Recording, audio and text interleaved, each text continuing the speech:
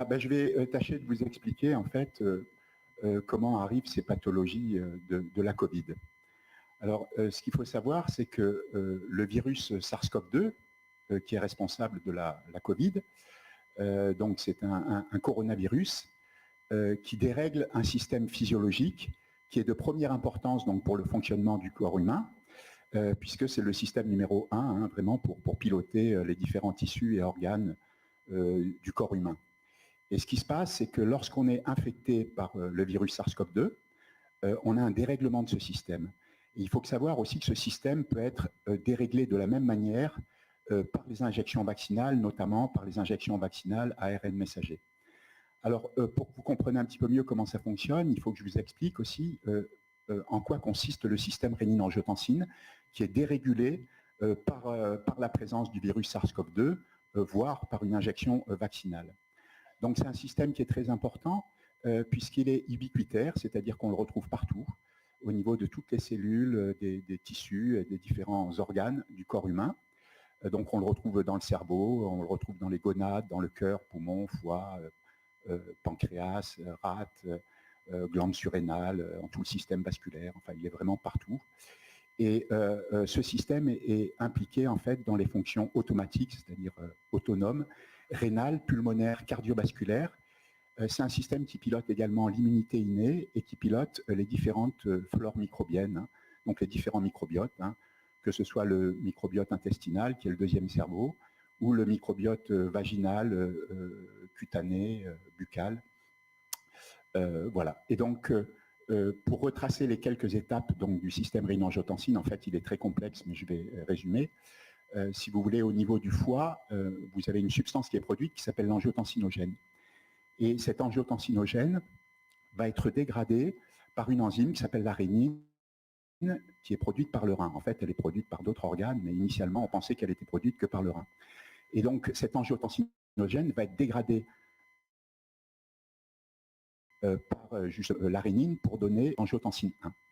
Cette angiotensine 1, à son tour, va être dégradée par un autre récepteur qui s'appelle ECA, qui est l'enzyme de conversion. Elle va produire une hormone qui s'appelle l'angiotensine 2. Et cette angiotensine 2, c'est la clé des maladies Covid, puisque c'est elle qui va suractiver un récepteur qui va être responsable des maladies Covid. Donc normalement, cette angiotensine 2, elle est dégradée par un autre récepteur qui s'appelle l'ECA2. C'est l'enzyme de conversion de l'angiotensine 2. Normalement, elle est dégradée en angiotensine 1,7, qui est une autre hormone. Et ce qui se passe, c'est que le virus SARS-CoV-2, par l'intermédiaire de sa protéine spike, la protéine de pointe, est capable de reconnaître ce récepteur ECA2. Vous avez également la protéine spike produite par les vaccins, notamment les vaccins ARN, justement, est également capable, dans une certaine proportion, de reconnaître ce récepteur. Et donc, en se fixant sur ce récepteur, les protéines spike, soit virales, soit vaccinales, vont gêner la dégradation de cette angiotensine 2, qui va se retrouver en excès, et cet excès va conduire à la suractivation d'un autre récepteur qui s'appelle AT1R. Et le récepteur AT1R, c'est vraiment le récepteur qui est responsable des maladies Covid, et ça on l'avait décrit en fait dès mars 2020, année durant laquelle on a publié un article, on avait décrit le mode d'action du virus sur ce récepteur. Alors cet excès d'angiotensine 2 donc, suractive le récepteur AT1R. Alors c'est un récepteur très complexe, ça fait partie des récepteurs les plus complexes qu'on connaisse. C'est un récepteur à 7 segments transmembranaires couplés aux protéines G, donc ça ne vous dira pas grand-chose, mais en tout cas, il est capable de faire beaucoup de choses.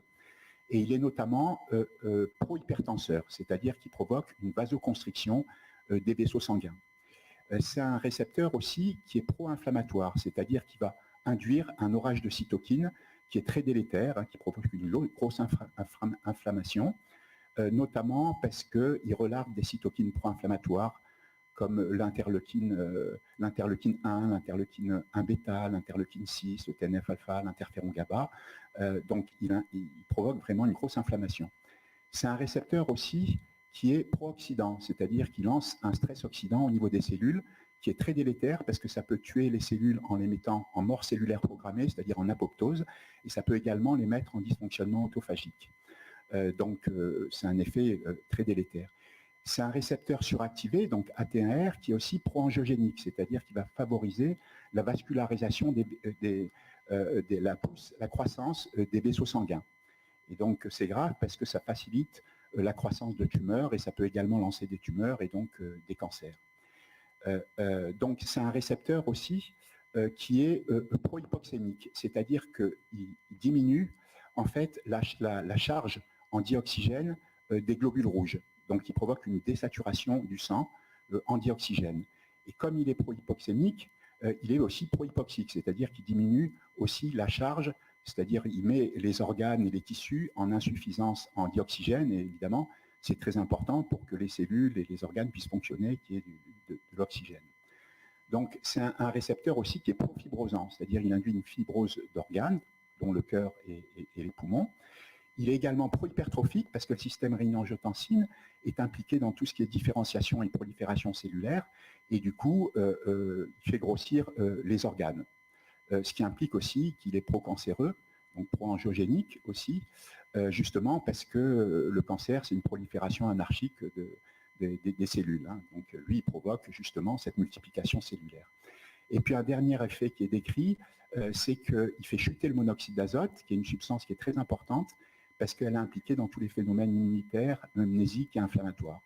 Donc vous voyez que c'est un récepteur suractivé qui est complètement indispensable pour que le corps humain fonctionne correctement, mais par contre, quand il est dysfonctionnel, il est capable de mettre un gros bazar dans l'organisme, parce qu'il régale tous les organes et tissus, puisqu'on retrouve ces récepteurs et le système rénine-angiotensine au niveau de tous les types cellulaires, hein, que ce soit des cellules épithéliales, endothéliales, des cellules nerveuses, des cellules du système immunitaire, hein, même aussi au niveau du système nerveux. Hein. Il est présent, on le retrouve au niveau des neurones, des oligodendrocytes, des astrocytes, des cellules microgliales. Donc toutes ces cellules sont potentiellement infectables par le SARS-CoV-2 et donc peuvent subir les dégâts justement d'une infection avec ce type de virus. Donc vous voyez que ce récepteur donc, provoque plein de choses, hein, suractivé. Donc vous avez donc des pro-hypertenseurs, donc pro-inflammatoires, pro-thrombotiques, puisqu'il fait des thromboses aussi, pro-angiogénique, pro-oxydant, il est pro-hypoxémique, et pro-hypoxique, pro-fibrosant, pro-hypertrophiant, il fait chuter le monoxyde d'azote. Donc vous voyez, il peut faire plein de choses. Alors ça se traduit par quoi? S'il est capable de faire tant de choses, c'est qu'il active des tas de voies de signalisation cellulaire. Donc les trois principales, c'est des voies, bon c'est un nom un peu barbare, mais qui s'appellent P38 mapkinase, JAK-STAT, NF-kappa B, et il active des dizaines d'autres voies. Alors concrètement, ça se passe comment? Il provoque 4 phénomènes qui répondent justement des pathologies qu'on observe dans la Covid et dans les Covid longs. Il provoque tout d'abord un SAM, c'est-à-dire un syndrome d'activation macrophagique. Après, il est capable de provoquer un SAMA, c'est-à-dire un syndrome d'activation mastocytaire. Il provoque aussi un SIBO, c'est-à-dire un syndrome qui correspond en fait à une pullulation des bactéries du côlon, c'est-à-dire du gros intestin, qui remontent dans l'intestin grêle et qui se mettent à mettre le bazar en fait dans l'intestin grêle. Donc je vais vous détailler ça assez rapidement. Et puis le quatrième point, c'est que ça provoque une hypokaliémie, c'est-à-dire un déficit sanguin en potassium. Alors, je vais reprendre les 4 phénomènes essentiels parce que ce sont eux qui sont responsables donc, de toutes ces pathologies plus ou moins invalidantes qu'on retrouve dans la Covid-19. Alors, dans le SAM, qui est le syndrome d'activation donc macrophagique, il faut savoir que c'est une cellule de l'immunité innée. Hein. Dans les cellules de l'immunité, vous avez les monocytes circulants, vous avez les macrophages, vous avez les cellules dendritiques, vous avez les granulocytes, éosinophiles, basophiles, neutrophiles, vous avez les cellules, les mastocytes, et puis vous avez les cellules NK, les natural killers, qui sont à l'interface de l'immunité adaptative ou acquise, qui reposent, elles, sur les lymphocytes B et les lymphocytes T, aussi bien les lymphocytes CD4 auxiliaires que CD8 cytotoxiques. Donc cette immunité innée, elle est pilotée par le système rénine-angiotensine, qui est dérégulé donc, par la présence de la protéine spike vaccinale ou du virus. Et donc c'est pour ça qu'il y a un bazar. Alors, dans le cadre du syndrome d'activation macrophagique, qu'est-ce qui se passe? En fait, ce sont les macrophages qui deviennent hyper réactifs. C'est-à-dire qu'ils sont trop réactifs et ils se mettent à s'attaquer donc aux cellules sanguines. Hein, ils attaquent les cellules de la moelle osseuse, y compris les cellules souches. Alors, dans ces cellules de la moelle osseuse, vous avez quoi? Vous avez tout d'abord les globules rouges. Donc, en s'attaquant aux globules rouges, en tuant des globules rouges, ils provoquent une anémie. Parallèlement, ils s'attaquent aux lymphocytes. Donc, il est capable de provoquer une lymphocytopénie, c'est-à-dire un déficit de globules blancs, sauf justement les granulocytes neutrophiles qui, eux, au contraire, se mettent à proliférer. C'est les seules populations donc, de cellules de l'immunité innée qui prolifèrent lorsqu'il y a cette attaque par les macrophages. Et puis, vous avez aussi les thrombocytes, c'est-à-dire les plaquettes sanguines qui sont responsables donc, de la coagulation, hein, qui est un gros problème dans les cas de Covid long, puisque c'est souvent responsable de la mort des individus par thrombose. Alors, dans le syndrome d'activation macrophagique, vous avez un phénomène qui s'appelle l'hémophagocytose, qui est justement cette attaque des cellules sanguines qui provoque donc la lymphocytopénie, l'anémie et aussi la thrombocytopénie.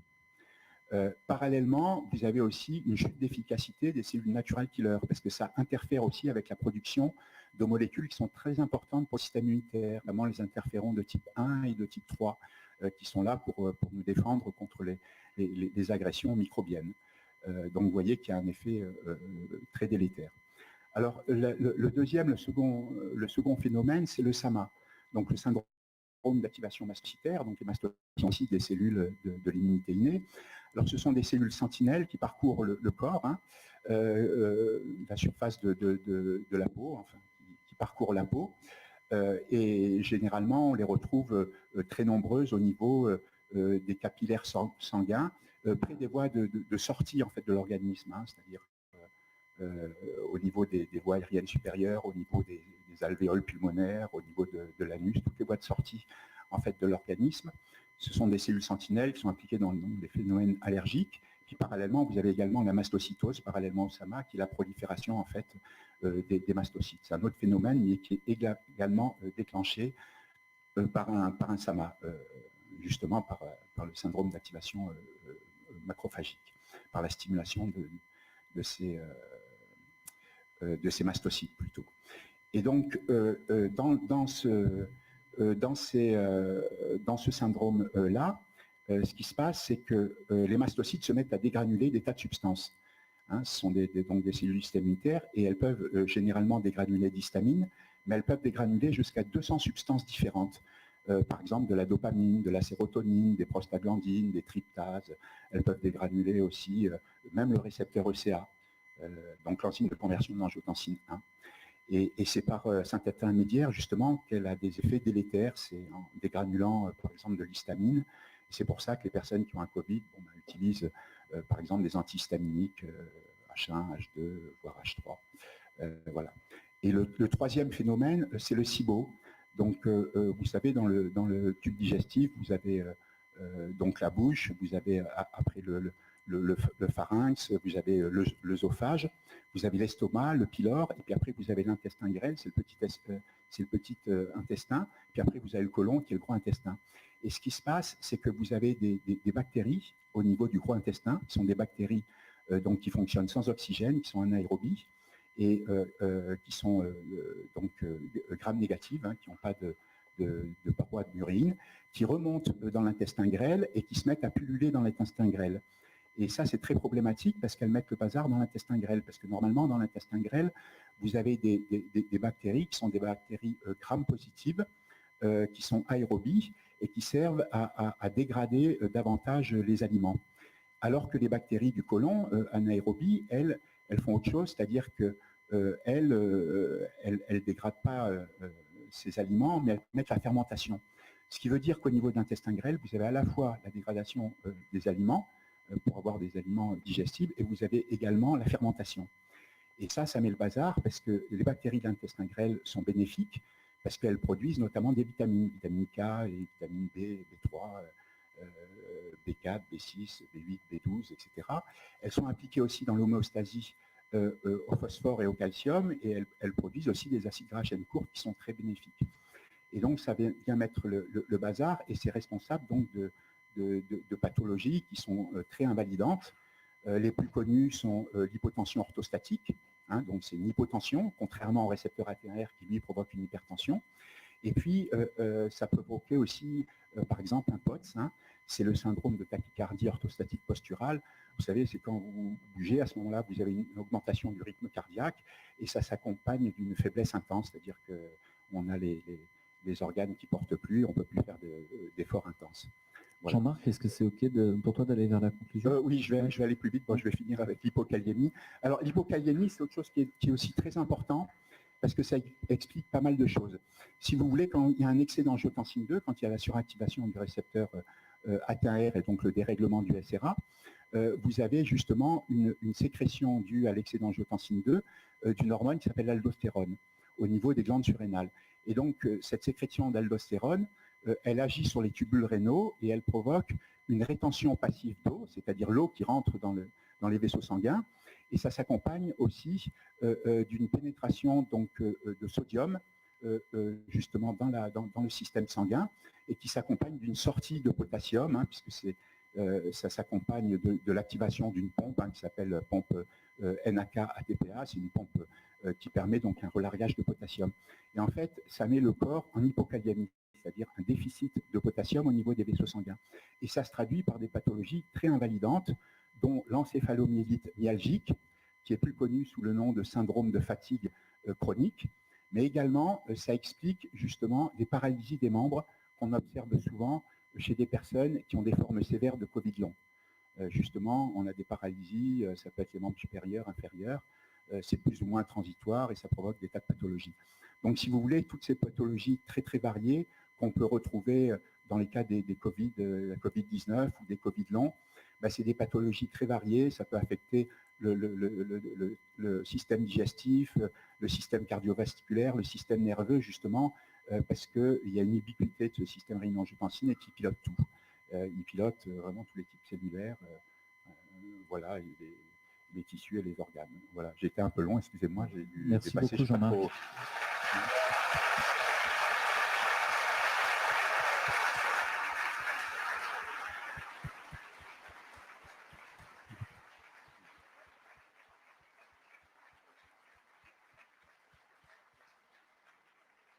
Le professeur Sabatier vient de vous expliquer en moins d'un quart d'heure l'ensemble de la pathogénie des Covid longs, des Covid et de la spiropathie post-vaccinale. C'est un exploit.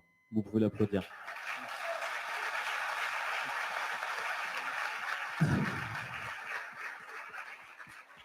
Et vous avez appris des mots. SIBO, SAMA, SAM, récepteur à l'angiotensine, etc. Vous pouvez retrouver une publication qu'il a faite, notamment sur France Soir, qui est vulgarisée et qui permet de comprendre l'ensemble de cette pathogénie. Et c'est important que vous entendiez ce qu'il a dit, parce qu'il y a beaucoup de gens qui essayent de trouver dans la vaccination, etc., des choses compliquées, des choses...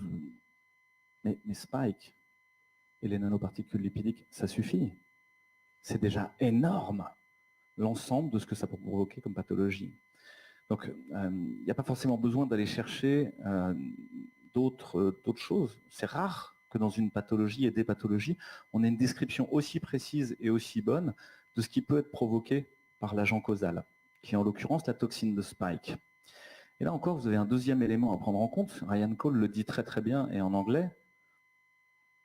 Imaginez que vous faites produire aux cellules de votre propre corps la toxine qui active l'ensemble de ces phénomènes. Vous êtes devenu fou. Il ne faut pas faire ça. Il ne faut pas faire produire à votre corps ce qui le rend malade. C'est de la folie. Et ça rejoint le propos d'Alexandra, que nous sommes en présence d'apprentis sorciers.